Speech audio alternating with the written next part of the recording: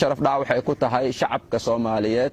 laba waxay sharaf dhac ku tahay hooyada Soomaaliyeed oo macnaheedu tahay gabdhaha aad barbaarisay waa gabdha aan akhlaaq lahayn oo waxa weeyaan ay jirkooda ka ganacsada ay la macno tahay oo hooyadiina ay la tahay akhlaaq daradana adiga waxa weeyaan sabab u ah marka hooyooyinka Soomaaliyeed waxa weeyaan waa ka raali gelinayna runtii nagama mudna in gabdhaheena Soomaaliyeed heerkaas la gaarsiiyo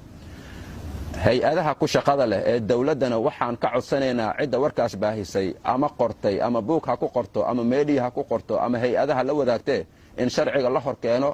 daliil cadcad ee la yimaadaan gabdhaha annaga mas'uul u ah Soomaalida oo waxa weeyaan xildhibaano u ah wiilasha Soomaaliyeed ee saxaafadda ka shaqeeyo oo runtii dad aqoon-yahano ah oo sharaf badan oo dalkani difaaciisa hari habeen u soo taagan gabdhahaasi aqoon-yahanada ah dadka u xadgudbay waxaan rabnaa aan codsanaynaa in sharciga la horkeeno haddaysan dalaa'il ama evidence ama cadaymo rasmi ah la imaaninna in sharciga waxa weeyaan sharciga waxa uu ka qabo waxa weeyaan la marsiiyo